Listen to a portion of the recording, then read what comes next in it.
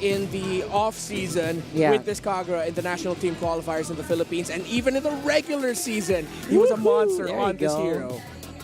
Man, this is honestly, both drafts look amazing, and I'm not sure which one's gonna come out on top here, but I do want to say that RSG, I feel like, has a lot more potential for those big setups, especially anytime you have an Atlas on your side, right? Yeah, these Atlas picks usually force the enemy to go Purifies, which, you know, that's a -1 flicker.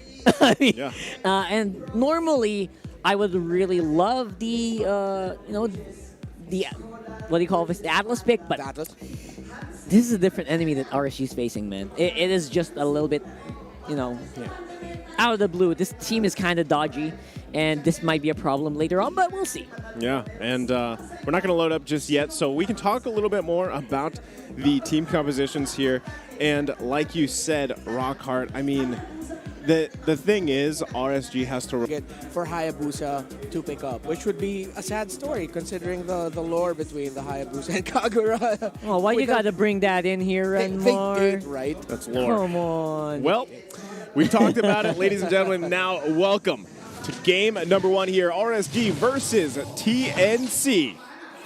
All right, we are seeing that Ben Pinks is doing the usual Ben Pinks. It's a little difficult to actually stop a Baksha, but he's doing his very darndest to try to get into that one. And the trio support, the trio bodyguard effect here from RSG stopped the Franco effect right there.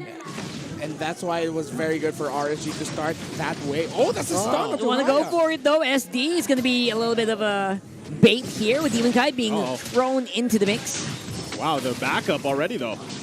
Yeah, backup's already ready here. And Cram, what is an Esmeralda doing here at 1 minute?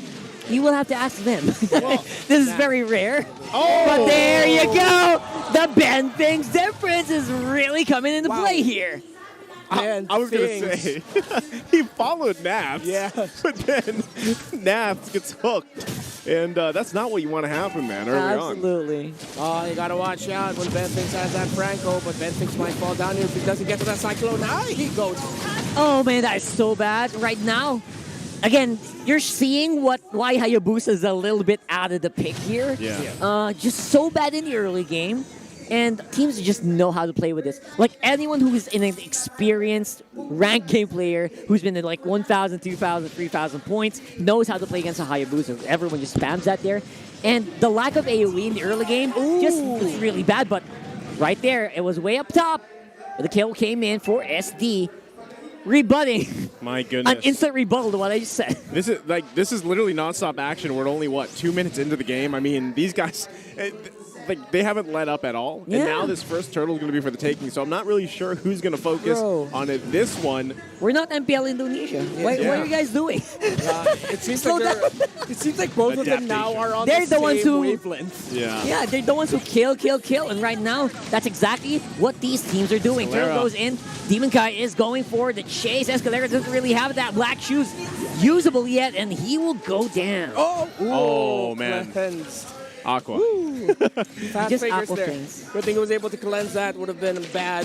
They would have forced something out of that Kagura. Now, these two teams, they can't continue the pace. That's why this rotation here to the bottom side by Live probably also says that Ben Pinks might be going down. And knowing the jungler pathing rotation will mean that SDZYZ might prioritize going into the gold lane. I emphasize on might, because right now SDZYZ is getting purple, and he might look to actually go for a kill and dive onto Nats on the top lane instead. This is crazy, because I'm glad that you pointed that out, because Nats is at a huge disadvantage right now. He's got 2 deaths on him.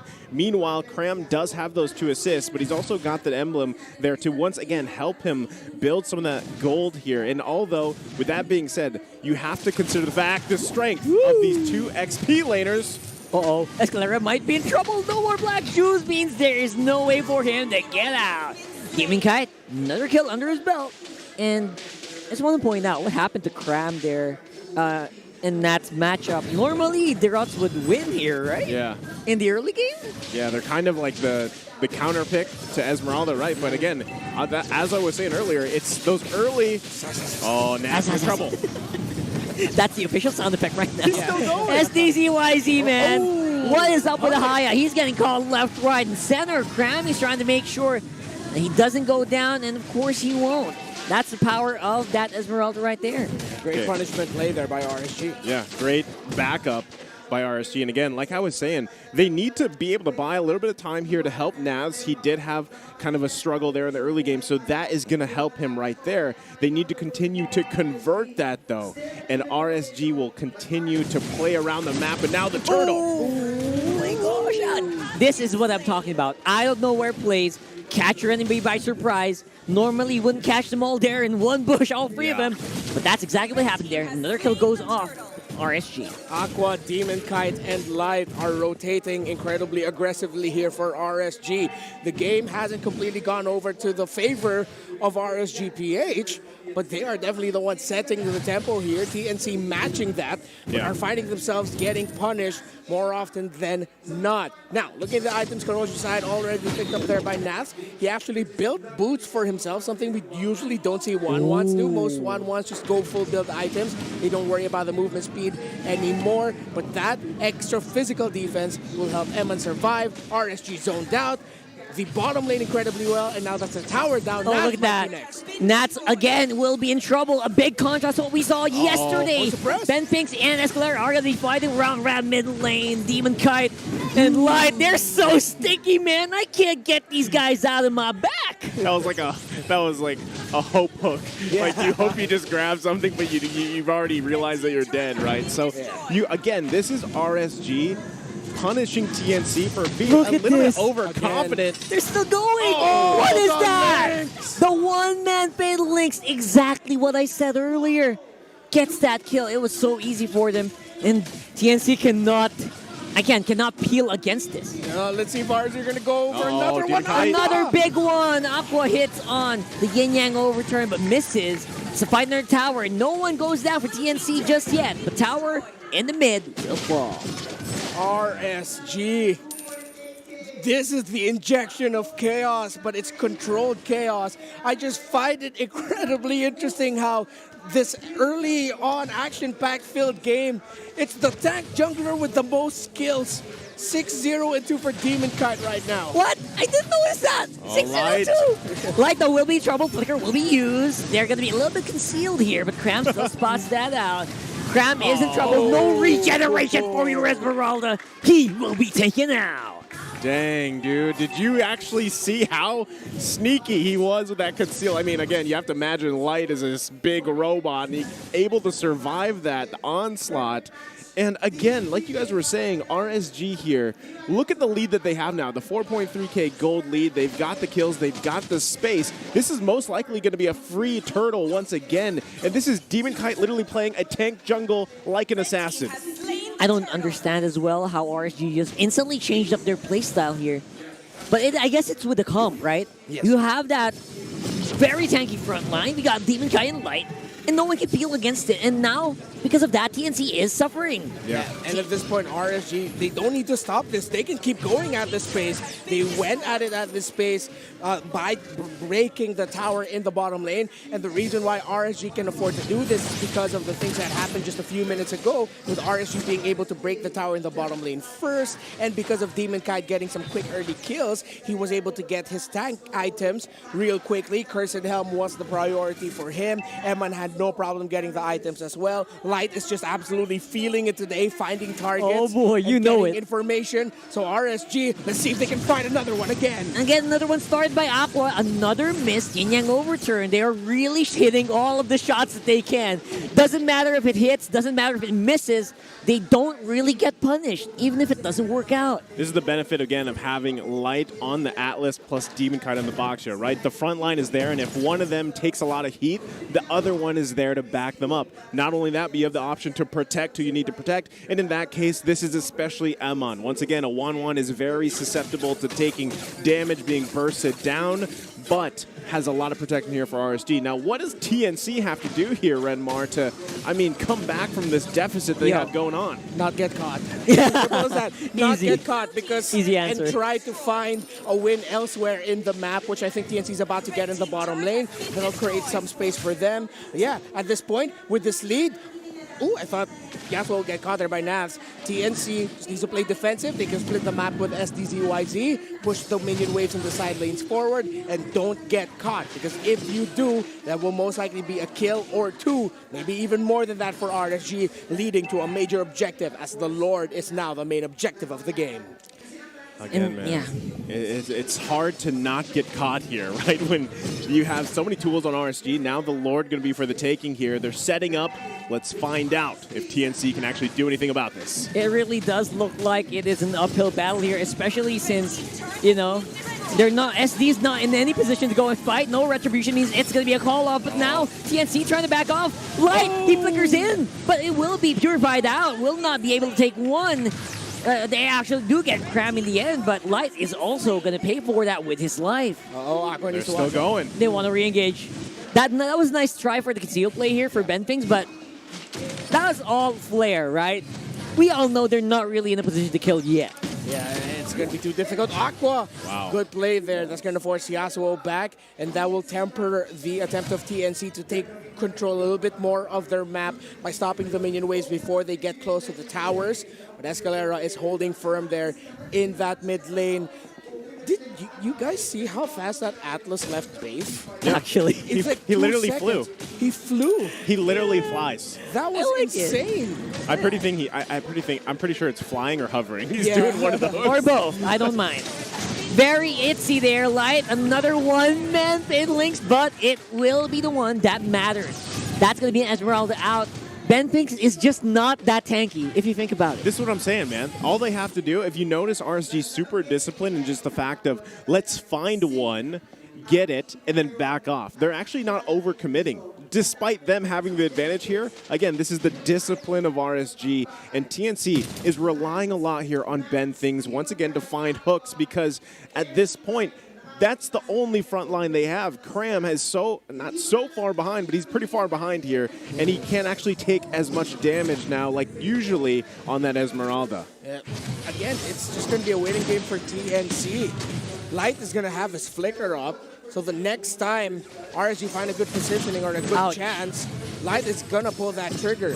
And you were just mentioning it there, Naisu, Cram, from that Daroth, not going to be able to survive long enough through it. Good call here by SDZYZ to push up top. That'll commit some members of RSG to go there. But it seems like the minion waves will be able to handle a fine 50 seconds before the Lord spawns. TNC will try to get a bit more control in their jungle. Yeah, right now it's basically, I don't agree that it should be a waiting game though, like what TNC is doing. I don't really like that because you're not going to win against a lineup like this by waiting. What are you waiting for though? Are you waiting for Yasuo to get stronger, SD to get stronger? And RSG's doing that, but at a faster pace as well. Yeah. So I don't know about you guys. Well, there's the benefit of having a Hayabusa there. Even if they focus on taking your purple, you can still kind of whoop and get it, right? Whoop. And that Can works. you say that again? Whoop, whoop, whoop. There you go. Yep. Little sound effect there. Lovely. Oh, Nath. Nath. Oh, good thing he backed off there.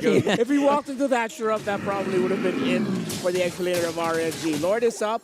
Advantage here for RSG. Way too risky for TNC to go in there, but you did mention that just now, Naisu, they do have a Hayabusa who can just go whoop, but I don't think TNC are going to try that, and RSG will just get the Lord. Will SD go whoop though? That's the big question. RSG does have all these flanks, all these bushes very much covered. No room for TNC to try to do anything. Man, this is what I'm saying. Like, Cram was literally just there to give vision, right? They can't contest a Lord. Wow. The kill out of nowhere. Aqua deep in enemy territory here for TNC, gets a solo kill by himself. Yeah. No one even around him to help him there. And this is, again, just the scaling prowess of RSG's lineup. Yeah, yo, cameraman, I don't blame you.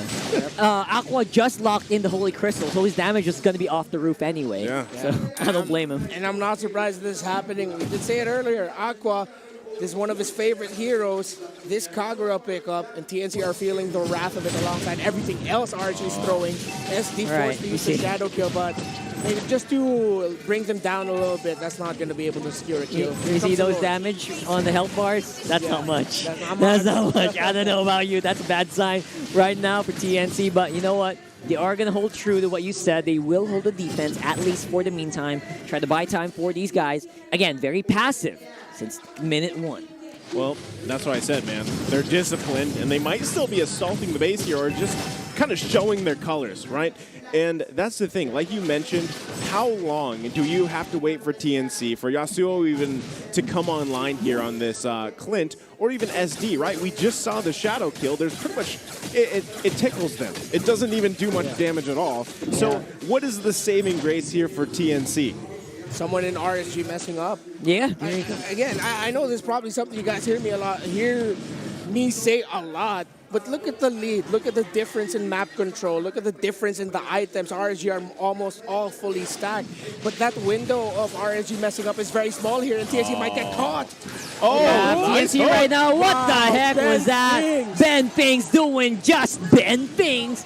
Hook under the tower might be the opening that they get, but it is still a 1-for-1. Yeah, I mean, so they get rid of Light. That might actually be a good advantage, but they're losing a lot of, like, the magic damage from Escalera, right? So now, RSG can assault the base. Yeah, Demonkai wants to look for that opening. No minions going to be present. Are they there? There you go. There goes the next wave. Flickering by Aqua with the very risky yin-yang overturn. But I think he's the one who's going to get caught by that. But that buys time for the flight of Eman. And that will actually just be one more kill. That's a pretty good defense for TNC still, if I do say so myself. It is. SD. I don't know if I mean, again, it was a good defense by TNC, but you could just see, even with RSG's disadvantage there, they're still willing to go because they know that they have a big advantage over TNC. And now TNC Pro Team, we're probably going to be seeing them split the map a bit more. The Lord is just about to spawn. Let's see if they're going to try to do the same thing they did earlier, wherein they gave RSG Lord. But because the next Lord will probably be the end of the game, or a good chance it might be, looks like TNC have their eyes set on contesting it. Good positioning by Nats. SDZYZ can't even get close to the Lord pit. TNC are just going to wait here and see if they can find a catch. It's just going to be a free Lord, man. It's a free Lord, man. And you know what I'm looking for? Just more pain from the Lilia, from Escalera. You want that burn damage, you want that slow. Wow. But looks like it's going to be Nats going in for a very aggressive Abysm strike here. Gonna get chased off in the rest. Yasuo is the one who's going to get punished. Bentings might be next. Nats gonna be diving alongside the Demon Kite. Nats has that immortality. He is not scared at all. Escalera might be in trouble. Eman, he wants to go for that flight. Avoid that damage. It's going to be 4 down. Crab is all alone. His flight, he's frozen, but will not be enough to save him. The TNC will fall. It's a wipeout, and that's going to be game 1. man, oh man, what a clean finish here from RSG. Actually, let's just say it was a clean game because they had control. And look at Demon Kite, man. He is happy with his performance. Once again, the team as a whole. Sorry, I just want to bring this up. I've never seen Demon Kite frown ever since we started playoffs. He always wears that really big smile. I love that. It's funny that you point that out because Demon Kite is probably one of like when you see him in person and stuff, and even here on your screens, him and Nats are always smiling. I actually saw them in the hall earlier, and they were still smiling. Before the game. Yeah, they were still smiling. Yeah, it's the sophomore magic. Look at these. Look at those smiles. They're so sweet. The two sophomores of our